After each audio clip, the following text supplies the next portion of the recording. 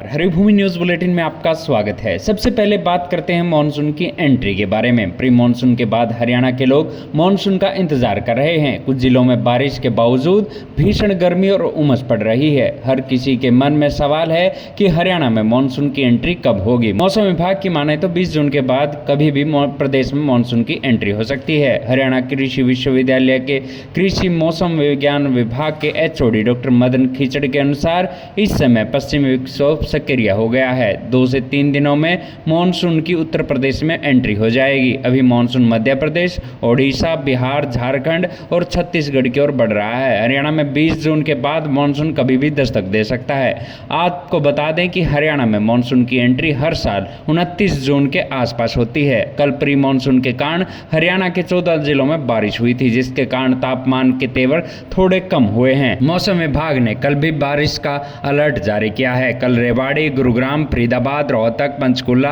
यमुनानगर, अंबाला, करनाल, कैथल, पानीपत, सोनीपत, झज्जर, महेंद्रगढ़ और पलवल में बारिश के साथ तेज हवाएं चल सकती हैं। अब बात करते हैं नूंह जिले की, जहां आज महिला सरपंच की जीत के बाद पथराव हो गया। हैरानी की बात है कि पथराव की शुरुआत भी गांव की महिलाओं ने ही की, जिसके बाद पुरुषों ने भी पत्थर उठा लिए। भारी तनाव के बाद पुलिस ने 5 महिलाओं सहित 77 लोगों के खिलाफ मामला दर्ज किया है और 9 लोगों को गिरफ्तार किया है। पथराव की यह घटना चुनाव में महिला सरपंच की जीत के जश्न के दौरान हुई। पूर्व राज्य मंत्री कुंवर सिंह संजय के काफिले पर पथराव किया गया। पूर्व मंत्री उस वक्त घोड़ा गाड़ी में सवार थे। पथराव होने के बाद उनके समर्थकों ने वहां से किसी तरह सुरक्षित निकाला। इस पूरे मामले का वीडियो भी सामने आया है। बताया जाता है कि मुमताज की जीत के बाद खालिद हुसैन की ओर से जश्न का आयोजन किया गया था। इसमें पूर्व वन, पर्यावरण और खेल मंत्री कुंवर संजय सिंह भी शामिल हुए। खालिद पक्ष के लोगों ने घोड़ा बग्गी के साथ पूरे गांव में विजय जुलूस निकाले। ढोल नगाड़े और तेज म्यूजिक सिस्टम बजाया जा रहा था। पूर्व मंत्री संजय सिंह की बग्गी जैसे ही चिला गांव की एक गली में निकली तो रास्ते में चुनाव में हारे हुए प्रत्याशी का घर पड़ा। जीतने वाले पक्ष की तरफ से किसी समर्थक ने गाली में आपत्तिजनक भाषा का प्रयोग कर दिया, जिसे दूसरे पक्ष के लोग भड़क गए और छत पर खड़ी महिलाओं ने पथराव शुरू कर दिया। इसके बाद पुरुष भी दूसरे पक्ष के लोगों पर भड़क गए। छत पर खड़ी महिलाओं ने उन पर पथराव शुरू कर दिया। इसके बाद पुरुष भी इसमें शामिल हो गए। देखते ही देखते भारी बवाल शुरू हो गया, जिसके बाद पुलिस ने मौके पर पहुंचकर हालात को काबू में पाया।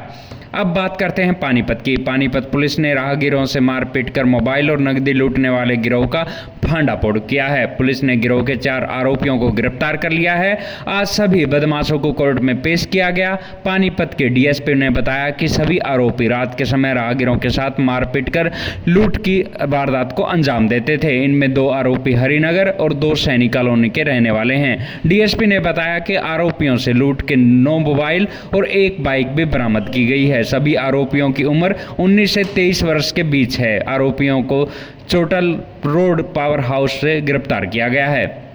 अगली खबर फतेहाबाद के टोहाना से आ रही है, जहां घोलू गांव के ढाणी में एक घर से रेस्क्यू टीम ने 5 जहरीले सांपों को काबू किया। सांपों को पकड़े जाने के बाद परिवार के लोगों और ग्रामीणों ने राहत की सांस ली। इस गांव में पिछले कई दिनों से सांपों को देखा जा रहा था। ग्रामीणों के अनुसार सांप अक्सर घर के आसपास दिखाई देते थे, लेकिन तुरंत ही गायब हो जाते थे, जिससे लोगों को पता लगाना मुश्किल हो रहा था कि सांप कहां छिप रहे हैं। ढाणी का एक परिवार लंबे समय से दहशत में था। उन्होंने सहारा स्नेक रेस्क्यू टीम के नवजोत सिंह ढिल्लों को सूचना दी। जैसे ही सूचना मिली तो स्नेक मैन नवजोत सिंह ढिल्लों तुरंत मौके पर पहुंचे और पूरे क्षेत्र की तलाशी शुरू की।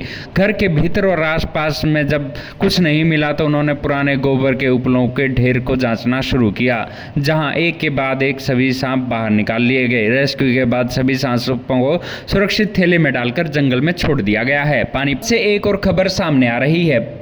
मुख्यमंत्री के उड़न दस्ते की टीम ने फैक्ट्री में रेड मारकर अवैध रूप से काम कर रहे 16 बांग्लादेशियों को पकड़ा है। DSP हेडक्वार्टर सतीश वत्स ने बताया कि गांव बलाना स्थित Shiv fibre tex international private limited से 16 बांग्लादेशियों को पकड़ा गया है, जो लंबे समय से यहां अवैध रूप से रह रहे थे। 16 बांग्लादेशियों में 9 पुरुष, 4 महिलाएं और 3 बच्चे शामिल है। सभी के आधार कार्ड की वेरिफिकेशन की जाएगी और फैक्ट्री के मालिक के खिलाफ भी कानूनी कार्रवाई की जाएगी।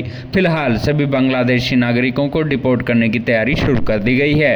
अंत में बात करते हैं भ्रष्ट अधिकारियों की। हरियाणा सरकार भ्रष्ट अधिकारियों को लेकर सख्त हो गई है। मुख्यमंत्री नायब सिंह सैनी के आदेश पर भ्रष्ट अधिकारियों पर जल्द ही गाज गिर सकती है। प्रदेश में 129 भ्रष्ट अधिकारियों को ब्लैक लिस्टेड किया गया है, जिनमें तहसीलदारों से लेकर पटवारियों तक के नाम शामिल है। सरकार की नजर भ्रष्ट अधिकारियों की प्रॉपर्टी पर भी है। जांच एजेंसी ने भ्रष्ट अधिकारियों के खिलाफ सबूत जुटा लिए हैं और अब चार्जशीट तैयार की जा रही है। ऐसी ही खबरों से जुड़े रहने के लिए देखते रहिए हरिभूमि टीवी, और अगर खबर को विस्तार से जानना है तो हरिभूमि अखबार पढ़ें या हरिभूमि की वेबसाइट पर जाएं।